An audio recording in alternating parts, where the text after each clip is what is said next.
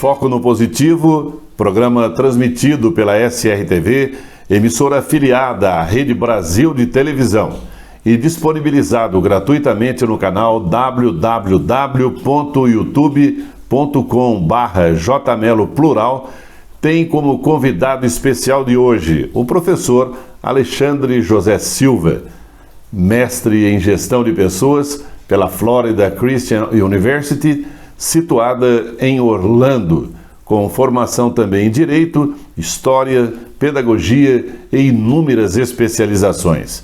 O professor também é coaching e empreendedor social. E o tema de hoje é o futuro do trabalho. E deste programa, além do professor Alexandre José Silva, participarão com depoimentos pontuais representando toda a comunidade da Escola Estadual João Belarmino da cidade de Amparo, a direção, professores, coordenadores e alunos. Seja bem-vindo, professor. Fale um pouquinho, antes de mais nada, aí sobre a sua tribulada e profícua vida profissional. Olá, professor J. Mello. Olá, telespectadores do programa Foco no Positivo, SRTV. Que privilégio voltar a essa emissora na qual tive o privilégio de estar presente em 1997 com Claudinho Cassiani, com o nosso programa Expressão Regional.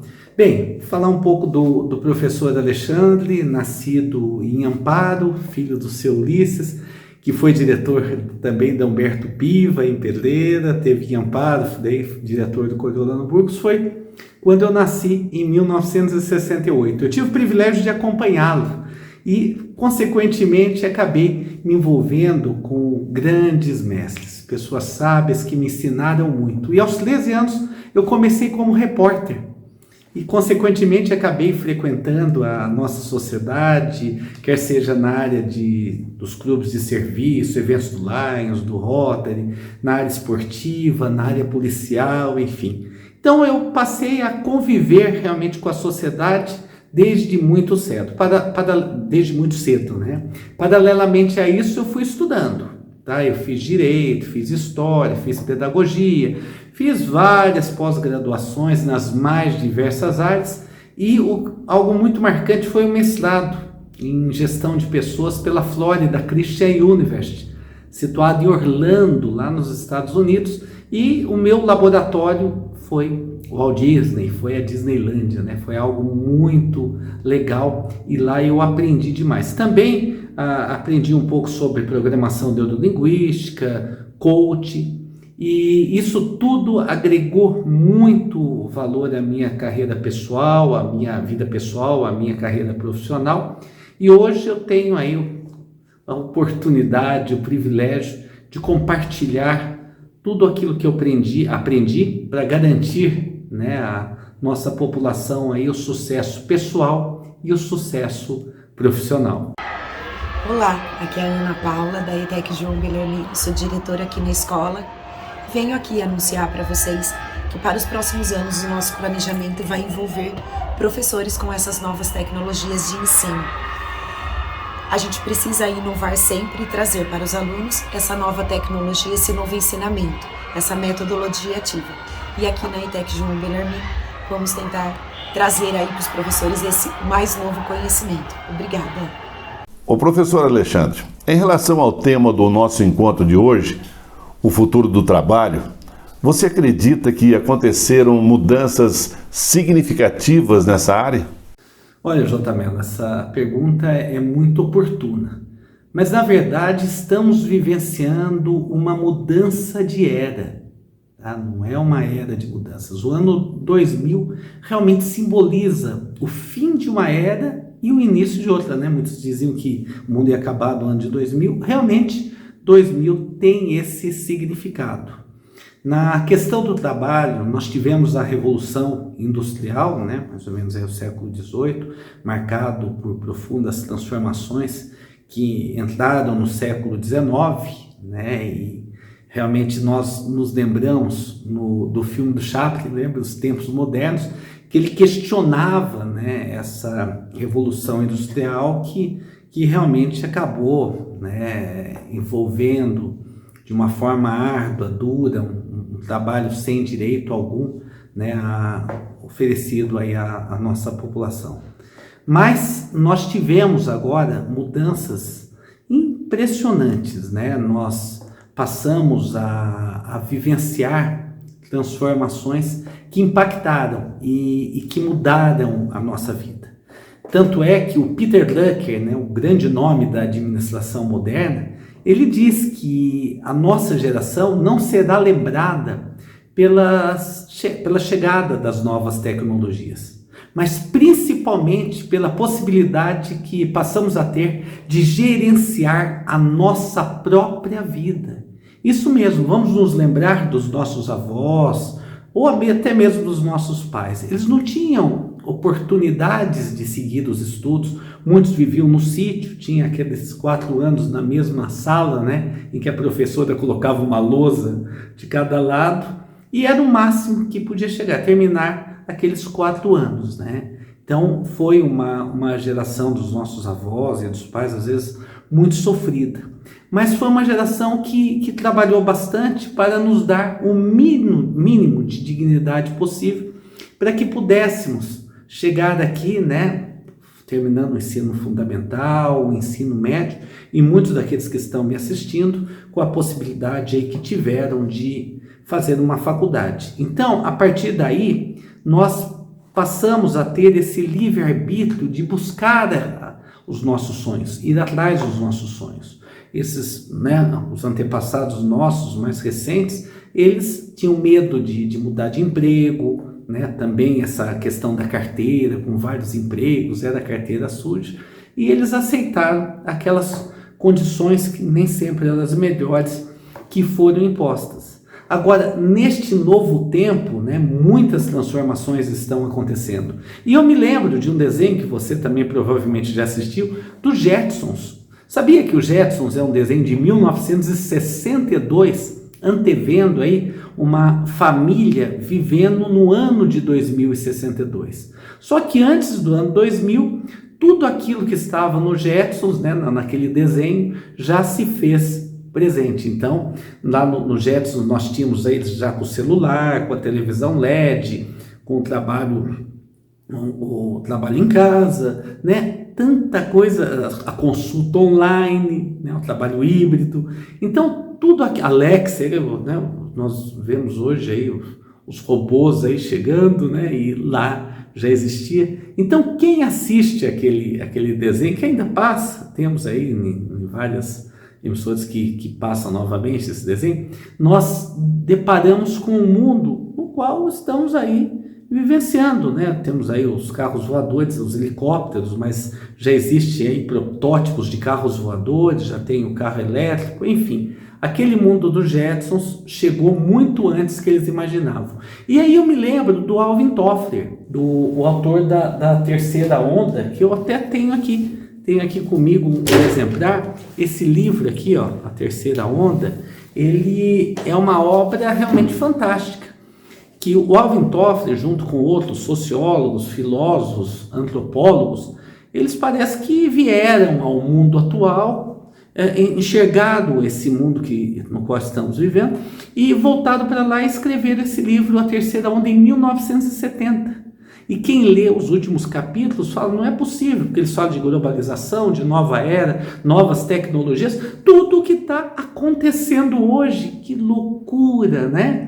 E eu tive o privilégio de, em 2007, estar com o Alvin Toffler, na única vez que ele esteve aqui no Brasil, e ele fala justamente que eles ficaram extremamente envaidecidos, felizes, né? Porque realmente aquilo que eles colocaram naquele livro realmente se materializou. Porém, ele mostra uma preocupação muito grande, porque eles imaginavam que as pessoas seriam mais felizes, afinal de contas teriam muito mais amigos em qualquer parte do mundo, né? Principalmente através das redes sociais.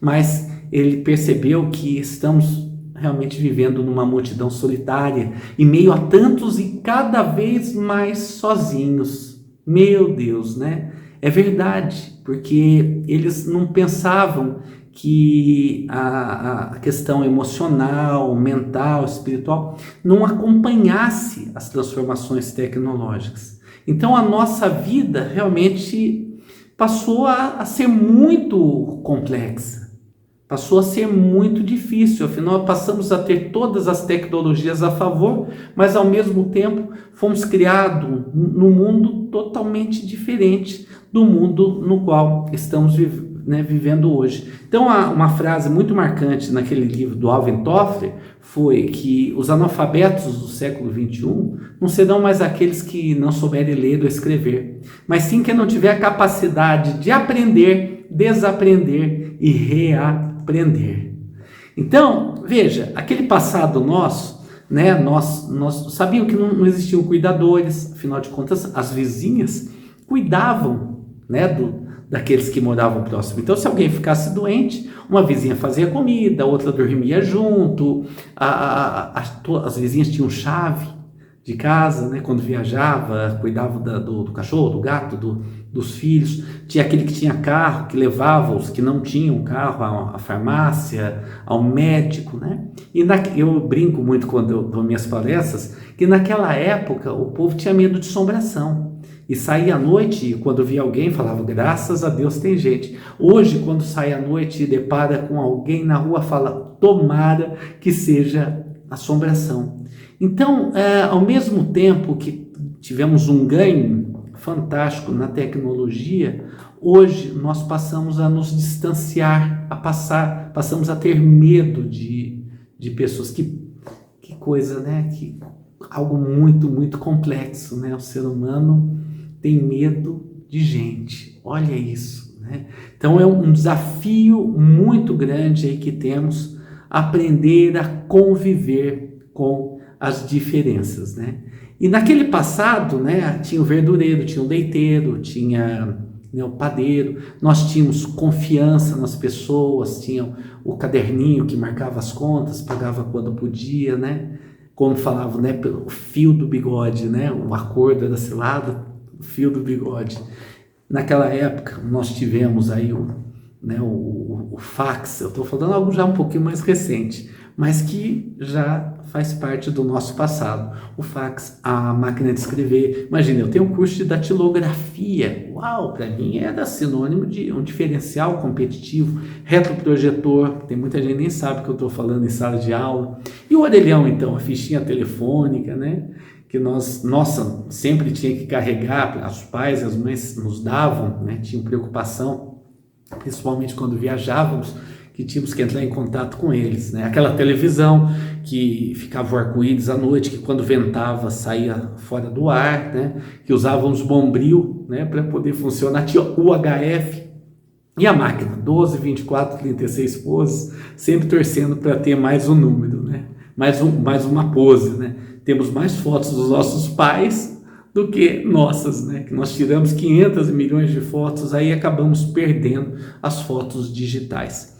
E realmente nesse mundo em mutação, né, nós passamos a ter novas palavras que chegaram: metaverso, indústria 4.0, criptomoeda, inteligência artificial, tecnologia 5G e o mundo VUCA e o mundo BANI, né? Mas afinal, o que será isso? Eu sou a professora Elaine Zanin, eu sou professora e coordenadora do curso de desenvolvimento de sistemas da ETEC João Bellarmino, e quero dizer para vocês que nós aqui da ETEC, nós estamos antenados aí às tecnologias e nós estamos aqui agregando sempre vários conhecimentos para que nossos alunos estejam preparados para o futuro e para toda essa evolução tecnológica que a gente está vendo por aí, né, que a gente está chegando aí nos nossos dias.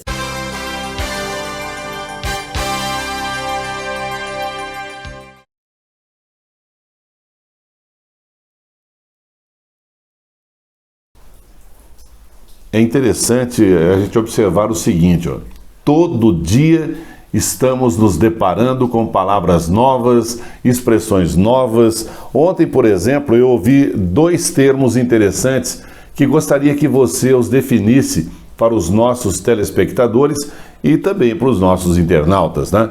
O que significa, Alexandre, mundo VUCA e mundo BANI? Então, J. Mello, em relação ao mundo VUCA e ao mundo BANI, né? O mundo VUCA, ele nasce após a Segunda Guerra Mundial. Foi um termo criado pelos americanos militares, né? Os militares americanos, e que volátil, o insert é o incerto, complexo e ambíguo. Então, volátil, incerto, complexo e ambíguo. Foi uma terminologia, né, que eles criaram para dar um significado a esse mundo marcado pela Guerra Fria. E principalmente aí esse termo foi propagado e objeto de estudo principalmente na década de 90, tá? No final do século passado, esse termo ganhou um espaço considerável, principalmente nos meios acadêmicos.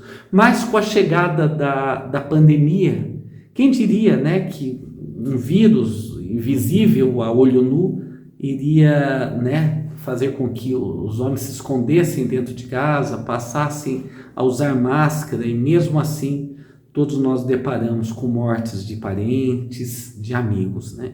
Então esse mundo novo, ele passou a ganhar um novo nome, né? O VUCA já não conseguia ir ao encontro e definir esse mundo que passou a ser realmente diferente do mundo anterior à pandemia. Então, um antropólogo norte-americano chamado Jamais Cássio, tá? Ele e outros estudiosos, né, eles passaram aí dar essa nova denominação, Bright, né, que é o frágil, o ansioso, o não linear, né, e o incompreensível, compreensível. E é um mundo realmente incompreensível, né? É um mundo que não sabemos o que acontecerá amanhã, né? Nós não temos como prever. E ao contrário das gerações passadas, né? Existia aquela lógica, né? As coisas aconteciam devagar e eram do mesmo jeito. Agora não, vivenciamos aí, né? Como eu sempre disse agora há pouco, uma revolução em todos os aspectos. Meu nome é Paola Pellatiero Couton, eu estudo aqui na ETEC João Bellarmino de Amparo e faço o itinerário de Ciências Humanas. Atualmente eu já atuo profissionalmente no mercado de beleza e para mim o futuro do trabalho ele vai mudar muito com essas tecnologias de atualmente e a gente tem que estar preparado cada vez para capacitar mais profissionais para atenderem essa demanda. Como devemos entender o significado do trabalho? O trabalho pode ser comparado ao inferno ou deve ser comparado ao paraíso? Faça aí uma analogia sobre isso, por favor. Então, Melo, como que devemos entender o significado do trabalho, né? Eu tenho que correr, o tempo passa depressa, né? Mas a etimologia da palavra trabalho vem do grego tripalium, que é um instrumento de tortura, amarrava as pessoas nos paus aí e queimava as pessoas. Olha que loucura, olha a conotação, o fardo, o peso que é dado ao trabalho, né? E a própria igreja, ao longo do tempo também, ela nos mostra um paraíso em que todo mundo fica lá, na verdade, sem fazer muita coisa, né? O pessoal fica lá sentado, voando, tocando cítara, né? Então, dá um entendimento que seja bom para quando morrer você deixar de trabalhar, né? Mas, na verdade, vamos entender melhor. O Domênico de Masi, né, no Ócio Criativo, em tantas outras obras, ele fala muito bem sobre isso, né? O Mário Sérgio Cortella também, no livro Minha Obra, né? Eles falam muito sobre isso, que à medida que você faz o que gosta e é valorizado, isso dá prazer, isso dá significado, isso dá um sentido à vida, né? O Cortella fala poieses, né? Ele associa a poesia a algo belo, a algo gostoso, porque afinal de contas, quando o trabalho é prazer, né? A vida é uma alegria. Agora, quando o trabalho é um dever, a vida realmente vira uma escravidão e chega aí segunda-feira, não vendo a hora de chegar sexta-feira. Então, que possamos aí buscar fazer o que gostamos, né? Para que possamos vivenciar aí bons momentos no mundo do trabalho. Meu nome é Ivan Piffer, sou professor e psicanalista e em relação ao mundo do trabalho, nós devemos nos atentar às novas tecnologias, pois elas estão cotidianamente conosco em nossa casa, nas escolas e também no espaço de atuação do trabalho. Portanto, é muito importante essa interação com livros, mas também softwares. Meu nome é Marcelo Lima de Oliveira, sou aluno aqui da ETEC João Belarmino e eu entendo que a escola tem que estar preparada para dar esse novo mundo, onde nós temos mais liberdade. Como é um exemplo, na nossa aula vaga aqui, nós podemos jogar Yu-Gi-Oh! É um jogo de estratégia. Quais são os desafios impostos pelo mundo do trabalho nesse novo milênio?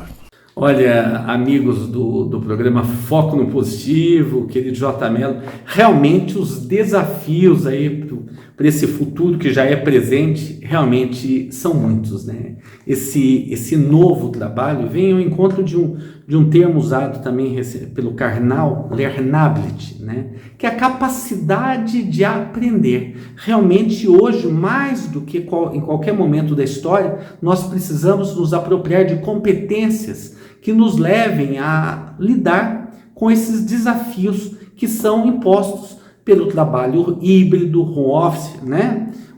As novas possibilidades aí que surgiram, principalmente pós a pandemia. As empresas perceberam que é muito mais tranquilo, né? Várias posições dentro da empresa, assistentes, analistas, trabalhar em casa, né? Com as novas tecnologias, é muito tranquilo essa comunicação e esse trabalho. Então, hoje as vagas, né, nos LinkedIn, outras redes sociais, inúmeras vagas que você fica lá em casa trabalhando com todos os direitos, né, previstos na CLT. Temos também um desafio, né, das gerações que estão trabalhando no mesmo lugar, né? O Baby Boomer, geração X, geração Y, geração Z, cada uma com as suas especificidades, né? E realmente é um grande desafio essa convivência, afinal de contas são muito diferentes. E mais do que nunca, né, onde eu estou envolvido aí com a Mari, na questão da diversidade e da inclusão no mercado de trabalho, né? Hoje nós estamos aí vivenciando uma revolução nesse sentido e, quiçá, realmente as empresas entendam e passem a respeitar né, as pessoas com as suas diferenças, afinal somos diferentes, mas não somos desiguais, né? Bem como possam abrir aí vagas, valorizar, trabalhar com ascensão profissional das pessoas com deficiência, né? Então é um desafio muito grande, estamos lutando muito nesse sentido. Oi, eu sou a Rafaela Renata Casatamba, sou estudante do primeiro ano de administração na ETEC João Belarmino. E bom, sobre o que eu acho do futuro. São tempos novos, é um novo mundo cheio de dificuldades, cheio de novos desafios, mas também é uma nova era cheia de possibilidades que exigem muito esforço, muito estudo e muita dedicação, mas a gente também tem infinitas possibilidades para conseguir se destacar no mercado de trabalho.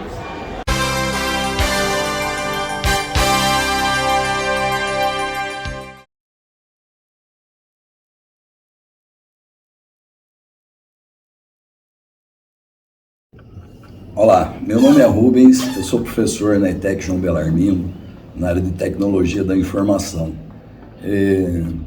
Para a gente falar de futuro, né, das profissões, o futuro já está acontecendo.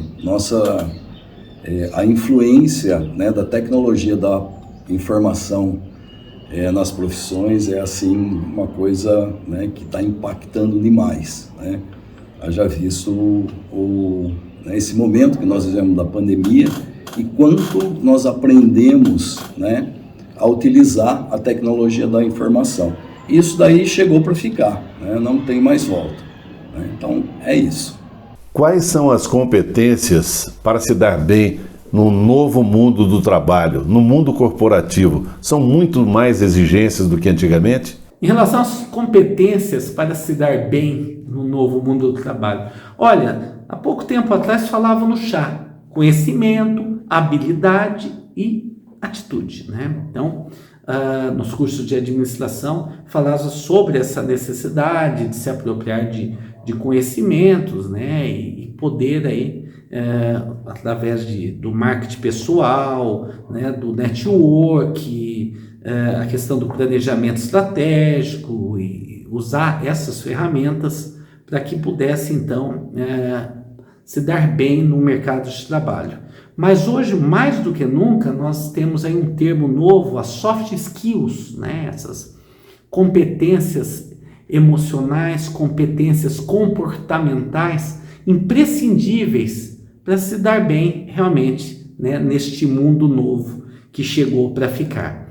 Então, dentre elas, podemos falar da comunicação eficaz, da empatia, da capacidade de resolver problemas, da organização, negociação, versatilidade. Hoje o profissional tem que ser multitarefa, né? Jogar em várias posições, né? A flexibilidade hoje é uma competência indispensável para quem quer se dar bem na vida e garantir a empregabilidade, né? E um termo usado há muitos tempos já, né? Os estudiosos, adaptabilidade, né? Nós precisamos nos adaptar a situações que muitas vezes são diferentes, né? E imagine esse desafio hoje de conviver, né? Você chega na empresa, vai conviver com profissionais que você nunca viu antes, que muitas vezes são extremamente diferentes, com time diferente, religião diferente, ideologia política diferente, e sentam na mesma mesa, e aquele projeto depende, né, da união aí das competências de ambos, né? Trabalho sob pressão também, que eu acho que é um desafio muito grande, resiliência, né? E acabei de dizer sobre o trabalho em equipe, e algo que vai ao encontro da matéria uma das matérias que eu leciono na ETEC João Bellarmino, uma escola muito conhecida, né, de todos aqui da nossa região, que é a questão da ética, né, da idoneidade, né, do respeito àquele que trabalha e convive com você. Alexandre, eu gostaria que você enfatizasse, que você destacasse para nós alguma coisa, alguma informação sobre os projetos sociais que você idealizou e que você realizou e realiza, né? Com destaque para o Coloque um Sorriso no Rosto de uma Criança e Nocauteando o Preconceito. E fale também um pouquinho sobre a sua vida, que é voltada ao empreendedorismo social. Olha, eu gosto muito de falar de solidariedade, e isso passou a fazer parte da minha vida logo cedo. Ainda na escola, estudei numa escola pública, no Edir Mazzini, na época chamava Pinheirinho, nós criamos lá um projeto voltado à Páscoa, passava a entregar ovos para as crianças, né, no centro cívico, criava ações sociais, de, né, buscar, né, arrecadar roupas, fraldas geriátricas, e isso ainda eu tinha 13 anos. Levei essa experiência para a Escola Coriolano Burgos, da cidade de Amparo, e durante os 3 anos que eu fiquei lá, distribuímos milhares de ovinhos de Páscoa para as crianças, não uma questão material, mas para simbolizar o carinho, né, dos jovens, ainda crianças na verdade, para as criancinhas mais novas, né? Foram momentos fantásticos em que eu aprendi muito, e a partir da minha vivência como professor, nós criamos aí vários projetos sociais, fui Papai Noel vários anos, e criamos o projeto Coloque um Sorriso no Rosto de uma Criança, e que desde 2006, principalmente associado à ETEC João Bellarmino, nós envolvemos milhares de crianças e jovens, né? E mostrando que fazer o bem faz bem. Então, além de uma grande festa, né, nós distribuímos ovos de Páscoa, no período da Páscoa, no dia da criança, uma festa em que as crianças, lanche, corpo de bombeiro, tiro de guerra, teatro, e no final eles ganhavam belíssimos presentes. Olha, momentos marcantes, nós, mesmo durante a pandemia, nós criamos também possibilidades para que o projeto não parasse, né? Então essa experiência sempre foi muito, muito mágica, né? Todos esses projetos me deram a satisfação de receber o título de cidadão benemérito. Foi algo que eu realmente vejo no sentido de ter que justificar. Então nós não paramos com os projetos sociais jamais, e sempre que puder ajudar a gente está aí, né? E na questão literária também, hoje eu sou vice-presidente da Academia Amparense de Letras, e nós fomentamos aí a cultura através de concursos literários, antologias, né? Poesias, crônicas. Então é algo que também me dá muita alegria contribuir para a cultura aí da nossa cidade, do nosso país. E também tem um projeto Nocauteando o Preconceito, né? Com a Mari Machado, minha mulher. Uma alegria muito grande estar ao lado dela, o idealismo fora do comum, o que fez com que eu realmente gostasse muito dela, um altruísmo, né, que ela trouxe lá do Pará, ela que nasceu no Nordeste, no Maranhão, depois foi viver no Pará, tem toda uma história aí que muita gente já conhece, e quando ela chegou para Amparo para viver comigo, nós criamos o Nocauteando o Preconceito, e a partir daí passamos a estar presente, né, em empresas, em inúmeras cidades, tivemos na Assembleia Legislativa, na Fiesp, realmente propondo reflexões aos nossos empresários, aos nossos gestores, sobre a necessidade do respeito às minorias, né, o respeito à diversidade e, como eu disse agora há pouco, né, criar condições para que realmente exista uma inclusão efetiva aí no mercado de trabalho da pessoa com deficiência. Então, realmente são projetos que me dão muita alegria e esse comprometimento nos faz muito bem a todos. Bom, para finalizar, professor Alexandre, deixa aí a sua mensagem para aqueles que estão nos assistindo. Olha, para finalizar, né, fico muito feliz, queria agradecer essa oportunidade, né? Várias são as mensagens que eu gostaria de deixar, mas o tempo é muito curto, né? Uma delas é que diferentes nós somos, mas não desiguais, tá? Então eu acho que isso é fundamental. Já falei agora há pouco, repito, nós somos diferentes, mas não desiguais. A minha diferença não faz com que eu seja melhor ou maior do que o outro, né? Então realmente precisamos pensar muito sobre isso. Também ao encontro disso, todo sábio é inteligente. Nem todo inteligente é sábio. Isso aí é uma frase muito antiga de Confúcio. Outra mensagem que eu gostaria também de deixar, para finalizar minha participação, é que eu gosto do impossível, porque lá a concorrência é menor. Quem disse isso foi o Walt Disney, que foi demitido no primeiro emprego por falta de criatividade, né? Se podemos sonhar, podemos realizar. E ele também fala isso, né? E sonhos pequenos cansam, sonhos grandes motivam, precisamos ter o porto, precisamos ter metas, ver onde queremos chegar e a partir daí, passo a passo, buscar aí as condições necessárias para realizar os nossos sonhos. E o último pensamento, derradeiro, para fechar, é do Betinho. É melhor você criar um mundo para você, porque senão alguém pode criá-lo por você e esse mundo criado pode ser contra você. Então eu gostaria de agradecer pela possibilidade e dizer que não importa de onde viemos, nem onde estamos, o importante é onde nós queremos chegar. Então esses pensamentos finais aqui, fiquem presentes em sua mente e se materializem através de ações. Porque, afinal de contas, como disse Steve Jobs no final da vida, que cada sonho que você deixa para trás é um pedaço do seu futuro que deixa de existir. Professor Alexandre, muito obrigado pela sua participação e a todos os outros que participaram também. Nós finalizamos aqui mais um programa da série Foco no Positivo. Obrigado a todos e até a próxima semana, sempre com as bênçãos de Deus.